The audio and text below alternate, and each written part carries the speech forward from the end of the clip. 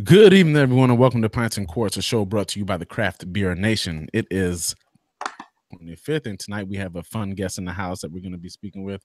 Super local. It's probably outside of Woodbridge. It's the closest brewery to me, and it's also the closest brewery to my man Marcus, who lives down in Stafford. So we're definitely we're going to all Virginia tonight. We're speaking with Cody Natale of Red Dragon Brewery. He's the head brewer. So they've opened up recently, not recently, but a little over a year ago in Fredericksburg, Virginia. They're making a lot of noise. They're brewing some really good stuff. So stick around, hear what he has to say. Let's learn a little bit about him and a little bit about the brewery. But before we get to that, I want to point you to our different social media platforms. You can find us on Instagram at The Craft Beer Nation. We tweet at Craft B Nation. And of course, you can find us on Facebook, Craft Beer Nation. And you can find us on Google+. You guessed it, Craft Beer Nation. So before we get into it, let me introduce you to my co-pilot for the night, my man. I'm pointing right here because on my anyway, Marcus, what's up, man? Hey, what's going on, man? Not too much. Good to have you. I know. So for those who don't know, Marcus is training for a race. I don't know how long it is, but he's training for a race, and he's leaving me high and dry. He's a teetotaler for until April, Marcus? I'm going to try for April. I have a confession. I went to Church Key. I did not have a beer. So I'm beerless in 2018, but I did have a bourbon. So why you hate yourself? I don't hate myself. It's a half marathon on April 8th down in Raleigh. I just want to see, to really push myself to see how low I can get and how strong I can get and try to get it done in under 2 hours. Whatever. So,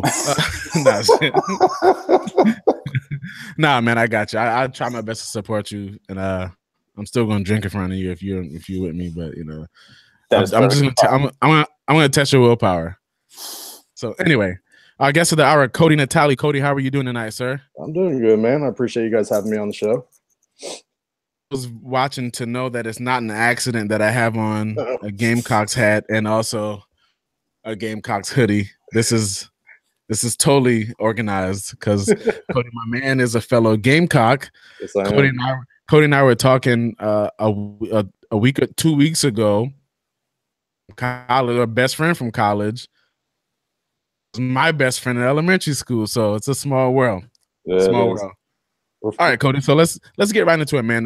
We always start out by we want to learn a little bit about how you got involved with craft beer. How did your love affair with maybe not craft beer initially, but your love affair with beer? How did that get started? Well, let's see. I mean, I guess it was inherent in how I grew up, but craft beer though. When I first went to college at South Carolina, coming from Charleston, South Carolina, I didn't know you couldn't buy alcohol on Sundays. So my freshman year, sophomore year, we moved into the frat house, whatever it is, and you know how game days go. It's a big fest, and the town shuts down, everything like this, and everybody wakes up on Sunday, and no one has beer. So there was one place, I forgot what it was called, Hunter and Gatherers or something like that, and it first introduced me into craft beer. And I couldn't even on Main Street. Main Street, right? Yeah. So we knocked around with trying to make it, and I guess that was my first take of craft beer. And then I actually had it twofold. A few years later, after school, and I was back home in Charleston, I was bartending at this place, and the GM, I guess Dad started Mellow Mushroom in Atlanta or something like that. And Mellow Mushroom back home, I guess they're all like that, had tons of craft beer. And the first beer that got me hooked, I still remember it to this day. The first time I drank it, it rocked my palate, man. I mean, it crushed it. And then I kept drinking it and drinking it. It was Maharaja from Avery. Oh. And then the next thing I know, so I'm bartending at this place, and my go-to every night for my shift beer that turns into 2, 3, and we all know how that goes with Maharaja. I loved it. I could not get enough of it, and because it was seasonal, I was devastated when they took it off. And then the next thing they brought on, it wasn't an IPA, but it was Sierra Nevada's what's their barley wine, Bigfoot. Yeah. So, and then he busts out these old Bigfoots from years, and we do this and that was my first take of craft beer and someone who was into craft beer. And then it kind of it was just with me throughout that. You know, the next few years, I would always try to seek out craft beer wherever I was at, and it was not nearly as popular as it is now. So, well, not many people are going to say that their gateway craft beer was Avery Maharaja, and then caring about a Bigfoot. But cheers to you for that. For those being your gateway beers. Well, I think part of it had to do with the ABV of them, man. So started off a savage. For sure. Yeah, well, we started off something. So fast forward X amount of years, how did you end up being the head brewer at Red Dragon? I brewed and apprenticed a couple of places, and I brewed around town here in Fredericksburg when I first moved up here. I wasn't brewing when I first moved up here, but actually my first gig in this town, and I don't even know if you guys remember it, or I know some people might have heard of it. It was a brewery called Blue and Gray. And they made the Valentine's Day stout. Yeah. Actually, one of the stouts I'm coming out with is kind of a homage to that stout, but I did it a different way. But it was run by a guy named Jeff Fitzpatrick, and he had good and bad things about him. He's no longer with us, unfortunately, but he was a pioneer in our town for bringing craft beer. And once I became the brewer, there's actually a lot of good brewers who went through that brewery that a lot of people don't know. David Accio, who went to start up Licking Coal Creek, some other guys that went to Stone. I mean, it was kind of a stepping stone in our town for some brewers, because there was no other place to brew until, I guess, Adventure came and some other breweries came. But he actually made me a better brewer by how hard it was to brew at his place than any school or class that I've taken or any apprenticing, because he would give me something and that was it. You know, here's an under pitch of yeast. I need you to make this work 30 times or so forth. So that's how I started here. Yeah. I can laugh at it now, but it was pretty terrible then. But and then the guys at Red Dragon approached me, and I was at a point in my life where it was, I was ready to see what I could do on my own. And that's kind of where we're at now, man. So what was, when you first got there, what was, I guess what was / what is / what was Red Dragon's identity as a brewery, or what was the plan for their identity? And if that has evolved, how has it done so? The Red Dragon is run by two great guys. They really are great owners. They're different in their own aspects. Dan Baker and Tom Evans. Tom was an avid home brewer who has this dream of opening a brewery for quite some time. He wanted to open up a true kind of Welsh pub, cask ale, stuff like that. And that was the original plan. And we still do that to this day, to be honest with you. I mean, anytime you come in, it was a learning curve for me. I'd never done cask ales before. We will have something on our beer engine. And we try to keep it proper for the most part. But I had ideas, and they give me some autonomy. Actually, they give me complete autonomy, more or less, that when we first opened up, I actually didn't even have an IPA on tap for opening day. I didn't even have one for the first 2 weeks. And I was like, all right, I'm going to do an IPA. It's nothing new to the country, but it's going to be a little bit different for Fredericksburg. And that was the original Sideways. And then, yeah. So I remember when I first came in, it was probably, they'd only been open for like maybe a month or two. Mm-hmm. And then I came back and I was like, oh, it's standard stuff. It's well made. It's made properly. So I was like, okay, cool. And then I came in one day and I had Sideways and I saw you and I was like, that guy looks so familiar. And then I thought back, because I went to Snallygaster in the pouring down rain. And your wife, yeah, that's right. Yeah, I forgot about that. And your wife, Emily, was like, Marcus Green. And I turned around, I was like, oh, that's Emily. And she was like, oh, this is my husband. We're at a beer fest. And she's like, oh, hey, this is Cody. He brews. And I was like, yeah, your husband brews. I'm sure he does. I brew too on my little, what is it? The old school Mr. Beer kit. Mr. Beer kit. Yeah. So that was when I finally saw you. I was like, oh, that's the dude. And then as soon as I had Sideways for the first time, I called Randy and I was like, dude, you have to come down to Fredericksburg because it was, you know, people call it cloudy IPA, New England style IPA. Yeah. You know, me and Randy, I call it the Bruno Mars of IPAs because it's something that everybody can really get to it and try it. Oh, I was wondering, you know, what's it like bringing that to Fredericksburg, the city doesn't have any place like that. And also you're introducing that style along with Gozas and, you know, because no one in Fredericksburg is like, hey, sour beer, let's get that on tap, you know? Yeah. I wasn't so let me give you some backstory. Sideways was actually my tip of the hat to my group of friends of mine. They were, you want to talk about home brewing. These guys are, I mean, their homebrew is not homebrew. It's border. I mean, it is professional brew on a homebrew level. And some of these guys were making these beers, and we were having these intellectual conversations about water chemistry, yeast. I mean, just all these things, and no one in town was kind of really doing it at the time. And they call themselves Sideways Brewing Co. And we've been good friends ever since. And it was kind of my thing to, hey, let's do this. Let's see if this town is receptible to these hazy pale ales. I mean, it's hard to even call them IPA sometimes, you know, if you want to get down to it. But there was a little trepidation at first, you know. But you got the guys down in RVA, a buddy of mine, Ryan's brewing at Triple Crossing. Mm-hmm.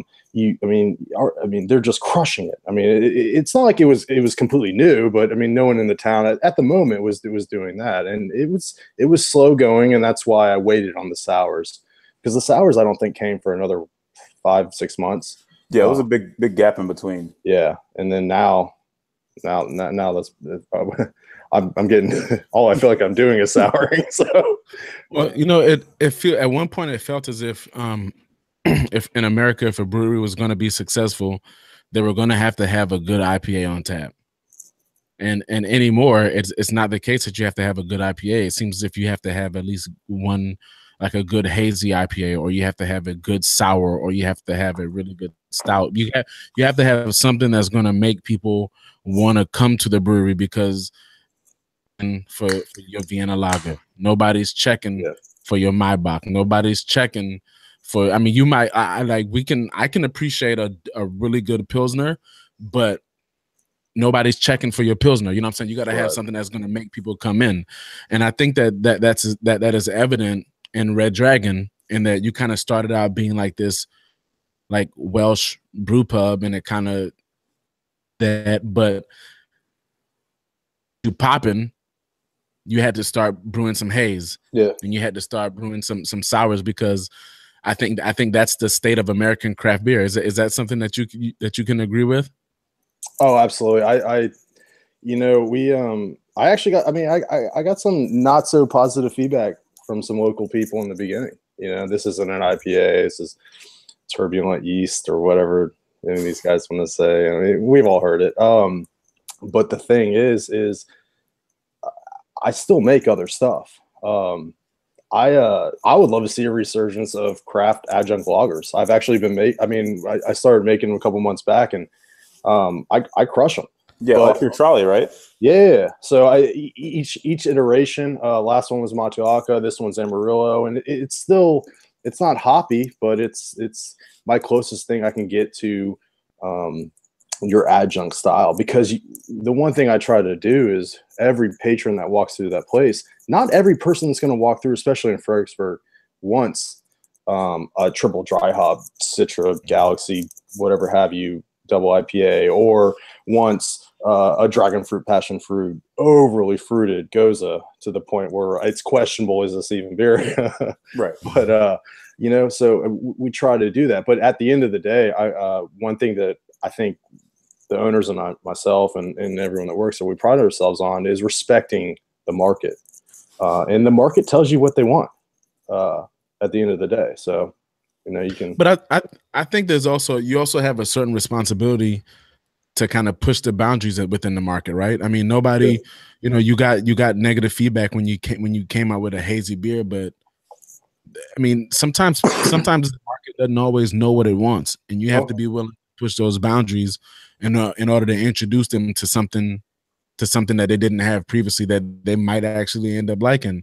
And I think that's kind of what happened, because I mean, there's a reason why you're brewing more than one New England style IPA. There's a reason why your fruited gozas sell out with the quickness, right? Because I mean, it's good, and that's the market didn't necessarily ask for it, but the market is damn sure appreciating it.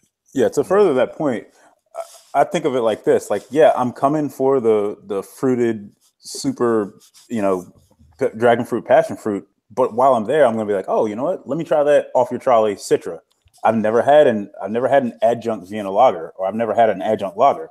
So it's a different taste for me personally, because I feel like I'm deeper in the beer game, if you want to call it that, than somebody that's going to, hey, there's a brewery, let's go check it out. Yeah. I feel like it's like when you guys first started out, it was, hey, we have this one, New England style IPA, and we have all this other standard stuff. And it's like, hey, this brought you in, but this will also make you stay. So it's like a balance to me. Yeah, absolutely. To tell you, this is pretty sad. Part of the reason the sour for me got pushed up in the schedule was my wife.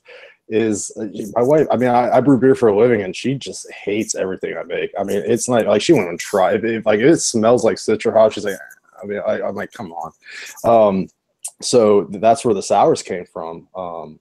And they just kind of stuck, and with these softer IPAs where there's the low bitterness and the water chemistry that gives that mouthfeel, you're able to, it's more approachable for people who have this aversion towards, I remember what Arrogant Bastard or Bell's Too Hearted or these old school, I mean, in the early 2000s, it was like, how fucking bitter can we make these things? Like, can we just rip your tongue off? 150 IBUs and more. Yeah, right. I forgot who did it, McKellar, whoever did the 1,000 IBU beer or whatever it was years ago. And it's that, and to that respect, some people loved him. But I got to say, in my personal experience over the last year, the softer IPAs are more approachable to a wider audience. So, have you found it at all to be a challenge being that to your south you have Triple Crossing, Vale, Answer, those guys doing their thing down south, and then to the north you have Aslan, you have Ocelot. I haven't been to Solace yet, but I heard they're making some noise. And you are almost like literally right in the middle of those two places. Is that something that you think has been an asset or a detriment for you? I can't see it being a detriment. I'm actually Tony down at Final Gravity, who everyone you just named. At the end of the day, I'm still a beer nerd. I still love it when people bring beers and we can talk beers and just get super nerdy with it to the point where we just sound like idiots. And I still do that every day if I can. It's where I sit on shows and talk about beer. But no, I think they're killing it. Tony, I'm actually about to do a collaboration with him on February 9th. So we're going to have something coming out here soon next month. Like I said, a buddy of mine is brewing down at Triple Crossing. Another one of mine's a Blue Jacket. Blue Jacket is starting to do some really good hoppy stuff. They always did, I think, great stuff. I don't think it's a detriment. I mean, the more good beer we have, what is that proverbial saying? Rising tide raises all ships type thing. I can't see any of it being bad. Yeah. I love the stuff some of these people are doing, and what's great is that when I drink some like Triple Crossing stuff, I forgot the last one I had, the Illuminati maybe, that stuff was just out of control good. Well, Triple Crossing period.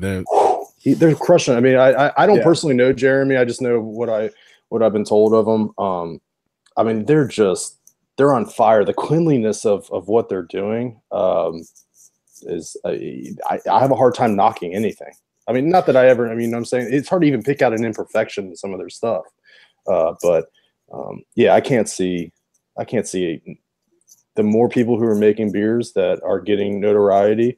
It can only be for the greater good of our little region and state, and you know. Digression. No shade to anybody in Richmond, because there's some fantastic beer coming out of Richmond. But without a doubt, in my opinion, Triple Crossing is probably putting out the best on a consistent basis, the best beer in Richmond for sure. I'll co-sign that every time. Anyway, I digress again. So anyway, so Cody, you didn't open the brewery, right? You're the head brewer there. I think. Well, you did. Were you brewing when they first opened? Yeah, actually, you know, yeah. Well, you gotta go on. No. Tell the story. So I had this guy come in the other day. It's funny. This guy comes in. He gives me beer. He's like, "Hey, man, I think you're doing some really great stuff." Well, the best is when people give you beer and then tell you your stuff's good. You're almost there. But this guy looks me right in the eye, and he goes, "You know, I think you're doing some really good stuff. You're so much better than like the brewer who was here when they first opened up." And I was like, "Yeah, I heard that guy sucked. I heard his beard was trash." But no, yeah, I was there from day one. I saw them build.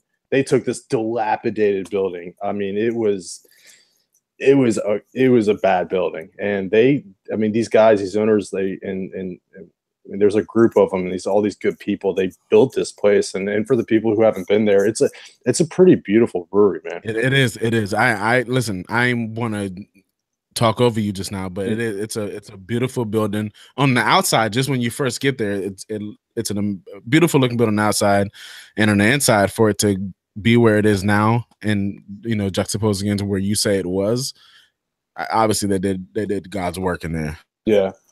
I mean, we have pictures in there when a guy named Bill who gives these phenomenal tours that he'll show you the before and after pictures, and it's hard to believe what is in that place is there now. So for people out there who may aspire to get into the craft beer game, whether they want to open a brewery or whether they want to be a brewer in the industry, what were some of the hardest challenges at the beginning in your opinion? Humility, working for nothing in the beginning. You know, I don't know if it's any different now, but 5 years ago or 4 years ago, you know, if you want to start, you're going to clean kegs. You know, getting knowledge of biochemistry, of science, and respecting yeast. I don't actually make beer. I just make wort, to be honest with you. And the yeast makes the beer, and the yeast tells me what it wants to do on that level. But I'd say the biggest the thing I can give is humility. Don't ever think your stuff's that good. I mean, when you make something good, know what you did right, but know there's always room for improvement. And so anytime I brew, I change something and see what it does. You know? And yeah, that's the science of it. That's part of the reason why, like, I love, like, when you take like a single hop, because what you do with the I forget what's the name of the series that you do, the Hop Chronicles. The Hop Chronicles. It's like, hey, this is the same beer, but this is Citra, this is Galaxy, this is Mosaic. It shows you, you know, the subtleness of each hop and how it plays differently. Right. You know, some taste like pineapple, some are more resinous, some have like an onion character to it. Yeah, absolutely. I think that you also are able to teach people, hey, this is the hop you may want to look out for. Like, this is dry hop with Citra. Oh, I think I like that Citra that time. Yeah. You know, well, I did it as a selfish reason, to be honest with you, because I needed to start figuring out on my scale around 5 barrels what this hop does. I've never used Enigma. Enigma was the last one. Mm-hmm. And you don't want to just roll with it all the time and combine it with other hops that's going to conflict with or overpower. I mean, El Dorado is one of those that'll just it'll take over anything if you let it go too much in the hop. But the Enigma, I come to find out, I liked it. A little bit earthier. Galaxy. It's kind of like Galaxy's trashy little cousin, you know, in the trailer park or something like that. It's got this kind of bite to it. But you don't. Yeah, I'd say the Hop Chronicles are my favorite right now. I like anytime something's educational or you can learn from it, I'm all for it, man. Right. I think Enigma is one of the more challenging hops for me because we were talking before we came on air about the Hoof-Hearted beer. I had Rhodes, where we're going. We don't need Rhodes, and that beer is Citra and Enigma. And I think, well, Citra is definitely one of my top 4 hops. So I mean, Citra is always going to shine, as far as I'm concerned. Who doesn't love Citra? But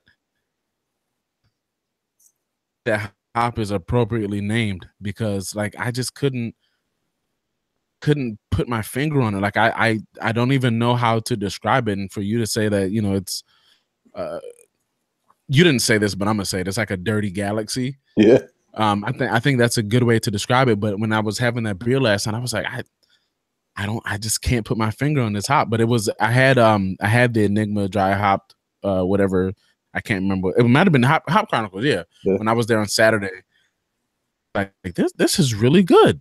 This is really good. So I appreciate you for exposing me to the enigma that is Enigma. Yeah, right. So, well, thank you. So let me ask you this, man. So where do you see you guys going in 5 years? The proverbial where do you see yourself in 5 years question? I mean, because like once again, you are a sandwich between a lot of really good breweries. So one could say that we're gonna go either way, or one could say that your market is the pump is primed and you can do your thing right there and find that happy that sweet spot, that pocket that's a little bit underserved of people who don't want to travel all the way to Richmond or travel all the way to Northern Virginia. So where do you see you guys in 5 years? God, 5 years. Like 5 years. Oh, I'm just trying to get to tomorrow. Right, you're like my wife, dude. I think the next progression, the next logical step for us is equipment to being able to, let's say, can, or I mean, crowlers are great, but they're not optimal. There's a lot of user problems in them, inconsistency in the fills, things like that. I think that's our next, right. I mean, hopefully that one was filled all right, but this is still drinking good right here, hot box. But it's also where I'm. One thing I told the guys we work with, and we had this discussion. We're always looking for what's the big picture, where are we going to go, and I don't look too far ahead because I'm just so busy back there. But I don't think we're gonna. I don't want to fight with shelf space, to be honest with you. God, I don't distributors and God bless them. I understand how hard that is. And sometimes why take that headache on if you don't have to, if you can be successful doing it your own.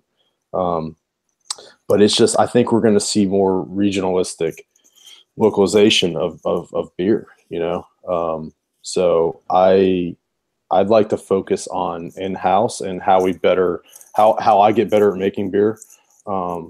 If I can have any more, just making my beer better, and then how we self-distribute it out, is the next logical step, I would think.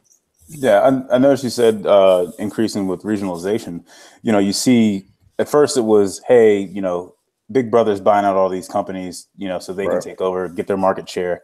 But now you see people like Smutty Nose and you see Green Flash, they're shrinking their areas to focus more on that.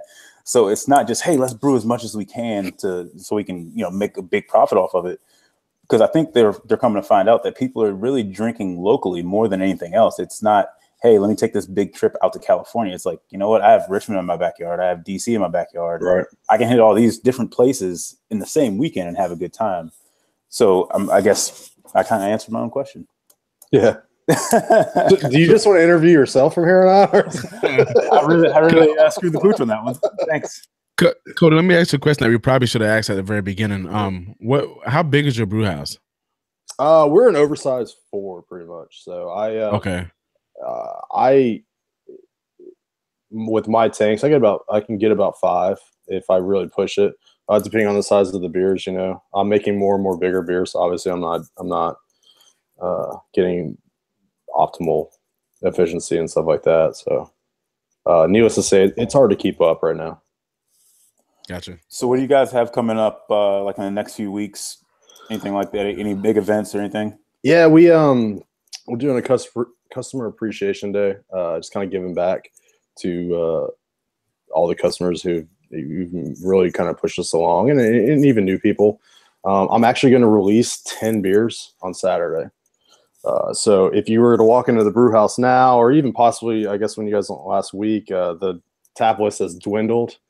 Yes. And that's because of sorry. It was paltry. Yeah, I got it. I've heard it from like 1,000 people. Yeah, I know, but it there's a method to the madness. I'm gonna release a bunch of beers on Saturday, from about 4 Gozas to triple IPA. When we went to CBC, we got some Vermont maples, maple syrup barrels, and I've had a stout sitting in it for the last 8 months, I guess. I heard you also putting out a Nutella stout. I am. I'm going the pastry route. You talk about pushing the envelope and stuff like that. Not that I'm the first or I won't be the last, but that is kind of where craft beer is at the moment. Yeah. Love it or hate it, you got to respect it. It's there. I'm not personally a barley wine is life guy, but I'm going to tackle that this next year. And hey man, but hey, listen, you might not be a barley wine is life guy, but the fact of the matter is barley wine is life. Here it is. Are y'all gonna have food trucks too? We are gonna have food trucks. We actually just started getting food trucks. It was a long, arduous journey for them to get it. The city in Fredericksburg is pretty particular in what they allow you to do. So it took about, I don't know, 4, maybe even more, 5 months just to even get them. We just started getting them. So, right. Yeah. I bet that I'm not digressing, but I'm backpedaling a little bit. I bet that Nutella stout is going to be delicious, Cody. Yeah, it's been pretty good. The coconut,